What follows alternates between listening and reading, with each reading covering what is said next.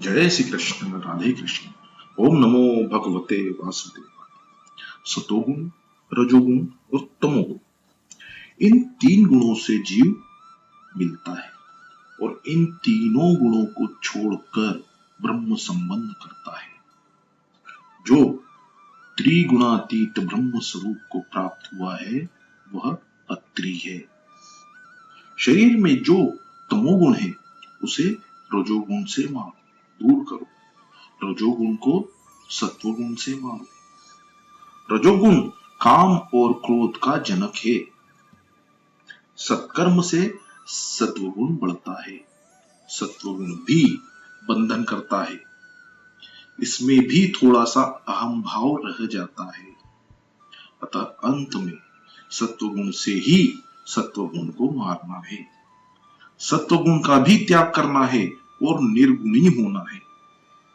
यदि जीव अत्रि हो तो उसकी बुद्धि अनुसूया होती है। असूया से रहित बुद्धि ही अनसूया है। बुद्धि में सबसे बड़ा दोष असूया, मत्सर, ईर्ष्या है। दूसरों का भला देखकर ईर्ष्या करना, जलना, यही असूया या मत्सर है। दूसरों के दोषों का विचार श्री कृष्ण दर्शन में विघ्न करता है। बुद्धि में जब तक असूया, मत्सर, ईर्ष्या होगी तब तक ईश्वर का चिंतन नहीं कर सकेंगे। भगवान का दर्शन सब में करना है। यदि जीव सभी में ब्रह्मा का दर्शन करे तो वह कृतार्थ होता है। जिसकी बुद्धि असूया रहित होती है, ईर्ष्या रहित होती है, वही अत्रि बनता है। तत्पश्चात दत्तात्रेय भगवान पधारते हैं। जीव तीनों गुणों का त्याग करके निर्गुणी बने और बुद्धि असूया, ईर्ष्या रहित बने, तभी ईश्वर प्रकट होते हैं। प्रभु के स्मरण से बुद्धि जागृत होती है। असूया, ईर्ष्या ईश्वर के मार्ग में आगे बढ़ने में रुकावट करने वाली है। ईर्ष्या ज्ञान शक्ति के मार्ग में रुकावट करती है। इसलिए कभी भी किसी से ईर्ष्या या असूया मत करो। जब बुद्धि अनसूया बनती है तब वह ईश्वर का चिंतन कर सकती है। अनसूया महान पतिव्रता है। एक बार देवर्षि नारद कैलाश में आए। शंकर समाधि में थे। पार्वती जी पूजन कर रही थी। पार्वती जी ने नारद जी को प्रसाद दिया। नारद जी कहते हैं कि लड्डू बहुत सरस है, आज आपके हाथ का प्रसाद मिला है, परंतु उस अनसुईया के घर के लड्डू आपके लड्डू से भी श्रेष्ठ हैं।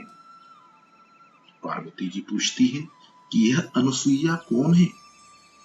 नारद जी कहते हैं कि आप पतिव्रता हैं, मगर अनुसुईया महान पतिव्रता है। पार्वती के मन में ईर्ष्या उत्पन्न हुई।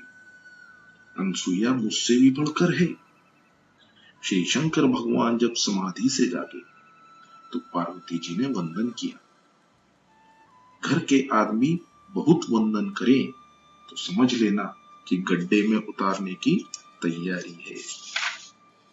शंकर जी ने पूछा, देवी क्या बात है? पार्वती जी ने कहा कि किसी भी प्रकार से अनुसुईया का पतिव्रत भंग हो, ऐसा करो। शिव जी कहते हैं, जो दूसरों का बुरा करने की इच्छा करता है उसका ही बुरा होता है। इसमें कल्याण नहीं है देवी, परंतु तेरी इच्छा है तो मैं प्रयत्न करूंगा।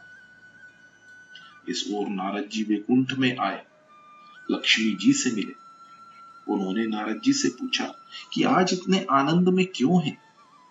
नारद जी कहते हैं कि वैकुंठ की महिमा तो पहले थी, परंतु अब तो अनुसुईया के आश्रम के सिवा कहीं भी जाने की इच्छा नहीं होती। मैं उनके आश्रम से आ रहा हूं, अतः अति आनंद में हूं। लक्ष्मी जी पूछती है कि यह अनुसुईया कौन है? नारद जी कहते हैं कि वह तो महान पतिव्रता है। लक्ष्मी जी ने श्री विष्णु जी से कहा, कि आप कुछ ऐसा करें कि जिससे अनुसुईया का पतिव्रत भंग हो। पार्वती का अर्थ है बुद्धि। बुद्धि विद्या में मत्सर है। लक्ष्मी जी का अर्थ है द्रव्य। द्रव्य में ईर्ष्या अर्थात असूया रहती है। ब्रह्माणी रजोगुण है। सावित्री ने भी इसी प्रकार ब्रह्मा जी से विनती की। शंकर, विष्णु और ब्रह्मा तीनों देवता चित्रकूट में एक साथ मिले। तीनों देवता अनुसुईया के आश्रम में आए। भिक्षा मांगते हुए उन्होंने कहा कि हम भिक्षा मांगते हैं, मगर आप नग्न होकर भिक्षा दें तो ही हम लेंगे। अनुसुईया सोचती है कि यदि नग्न होकर भिक्षा दूंगी तो मेरा पतिव्रत भंग होगा, और अगर भिक्षा नहीं दूं तो घर आंगन में आए हुए अतिथि वापस जाएंगे, तो यह महापाप होगा, मुझे पाप लगेगा। प्रभु कहते हैं कि हमें नग्न होकर भिक्षा दो, अर्थात वे कहते हैं कि वैष्णव मुझे वासना रहित होकर भिक्षा दे। ईश्वर को वासना रहित होकर, निष्काम होकर सब कुछ अर्पण करना है। अनुसुईया के मन में कोई वासना नहीं थी। सूक्ष्म वासना भी यदि मन में हो तो ये तीनों देवता उसके पास नहीं आते। अनुसुईया ने ध्यान किया और तीनों देवताओं पर पानी छिड़का। तीनों देव बालक बन गए। पतिव्रता में इतनी शक्ति होती है। पार्वती जी सोचती है कि शिव जी प्रातः काल के गए हैं, फिर भी अभी तक नहीं आए। लक्ष्मी जी और सावित्री जी भी अपने अपने पतियों को खोजने के लिए निकली। तीनों देवियां चित्रकूट में आई। इतने में नारद जी भी वहां आ पहुंचे और अनुष्ठान में बैठे। देवियों ने उनसे पूछा कि हमारे पति का कुछ समाचार जानते हो? नारद जी कहते हैं कि पहले ये तो बताओ कि बड़ी कौन है, आप या अनुसुईया? देवियां कहती हैं कि अनुसुईया बड़ी है, परंतु हमारे पति कहाँ हैं? नारद जी ने कहा, सुना है कि आपके पति बालक बन गए हैं और वे अनुसुईया के घर में मिलेंगे। दूसरों से असूया करने वालों को शांति नहीं मिलती। देवियां डरती हैं, सोचती हैं कि यदि हम वहां जाए और अनुसुईया यदि शाप दे दे तो। नारद जी कहते हैं कि आप भले मत्सर करें, किंतु अनुसुईया मत्सर नहीं करेगी। अनुसुईया तो आपको सद्भाव से देखेंगी, आपके प्रति सद्भाव रखेंगी। देवियां आश्रम में आती है। अनुसुईया ने देवताओं से अनेक प्रतिज्ञा करवाई है। आज से प्रतिज्ञा करो कि पतिव्रता को कभी कष्ट नहीं दोगे, जगत की किसी भी स्त्री को नहीं सताओगे। इतने में अत्रि ऋषि पधारते हैं। ये तीनों बालक कौन हैं? अनुसुईया कहती है कि ये मेरे 3 बालक हैं और ये 3 बालकों की स्त्रियां हैं। अत्रि ऋषि कहते हैं देवी ऐसा ना करो, ये 3 महान देवता हैं। इसके बाद जल छिड़का और तीनों देवता प्रकट हुए। तीनों देवता कहते हैं कि आपके आंगन में हम बालक होकर खेलते थे, वह सुख सदा के लिए आपको हम देंगे।